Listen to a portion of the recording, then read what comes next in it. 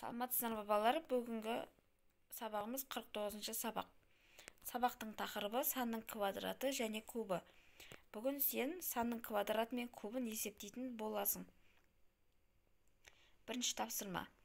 Есептеп, бұл заттардың қандай материалдан жасалғанын анықта.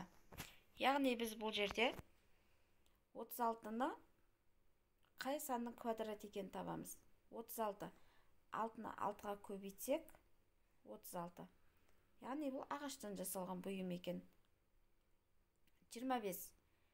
5-ті көбейтеміз 5-ке. 25. Саз балшықтан жасалған. 27. 3-тің кубы 27 болады.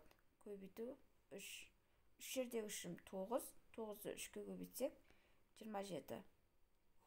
Теріден жасалған екен. Енді бізде 8 қалды, я? 8 бұл 2 көбейту 2 көбейту 2. Яғни 2-ні 2 көбейтсек 4. 4-ті 2 көбейтсек 8. Бұл киізден жасалған бұйым екен. Келесі тапсырма. Көбейтіндіні сандардың квадратына ауыстыр. Өрнектердің мәнін тап. Тапсырмасы.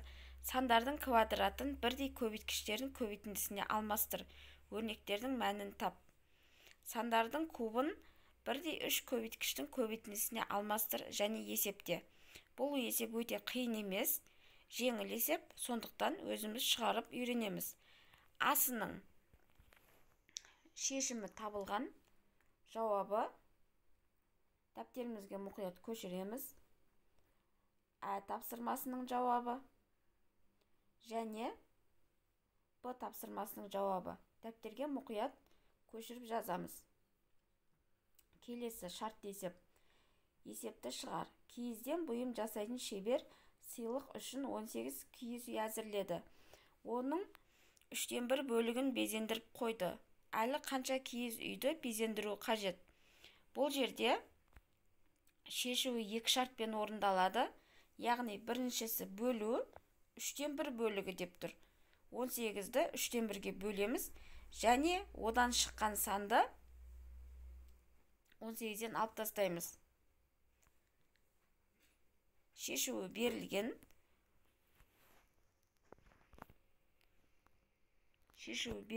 Мына жердемін. 18 барлығы 3/1, яғни 18-ді 3/1-ге бөлсек 6. Осы барлығын 18 киіз үйдің 6 алып тастаймыз. Сонда 12 шығады. Бізде әлі 12 киіз үй безендіруі керек. 4-ші тапсырма. Сандардың квадраты мен кубын бірдей көбейткіштердің көбейтіндісі түрінде жаз және есепте. 3-тің кубы 3 көбейту 3 көбейту 3. Яғни 3-ті 3-ке көбейтсек 9. 9-ды 3-ке көбейтсек 27. 27-ге 28 қосамыз.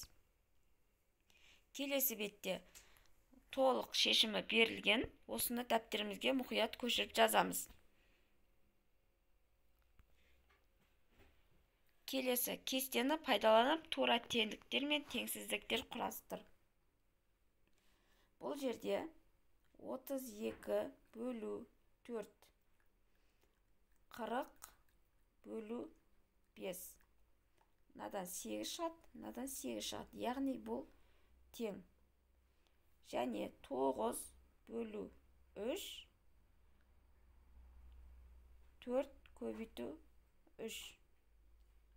Бұл жерде 9-ды 3-ке бөлсек 3, 4-ті 3-ке көбейтсек 12, яғни мынаусы көп деген сөз.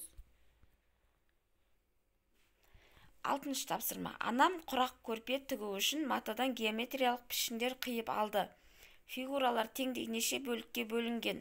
Фигураның қанша бөлігі боялған және қаншасы боялмаған? Біз бұл тақырыпты алдыңғы сабақтарда өткенбіз. Боялған бөлігі және боялмаған бөлігі.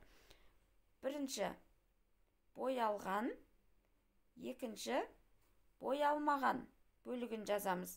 Яғни мына жерде бізде 7 бөлікке бөлінген. 7-ден 1 бөлігі боялған. екінші 2, 4, 6, 8, 10, 12. 12-ден бір бөлігі боялған. Осылай жазамыз. Және астыңғы графаға 7-ден 6 бөлігі боялмаған. 7-ден 6 бөлігі боялмаған. 12-ден 11 бөлігі боялмаған. Осылай қалған тапсырмаларды орындап шығамыз. Және 4-ші тапсырма. Өрнектер құрастырып жаз және олардың мәнін тап.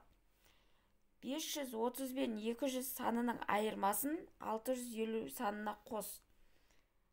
530 бен 210 жақшаға аламыз. Екеуінің айырмасын 650-ге қосамыз.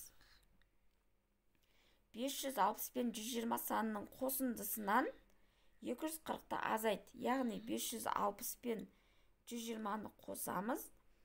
Осыдан 240-ты азайтамыз. 650 мен 210 санының айырмасын, яғни мына екеуінің айырмасын 240 пен 20 сандарының қосындысына арттыр. 240 пен қосындысы қосамыз және мына екеуін қосамыз. Келесі 650 мен 120 сандарының айырмасын екеуін аламыз. 1000-нан азайт. Осыдан шыққан санды 1000-нан азайтамыз. Келесі тапсырма. 168 бен 120 сандарының қосындысын, мына екеуін қосамыз. 240-қа арттыр. Екеуін қосып, және мынаған қосамыз 240-қа.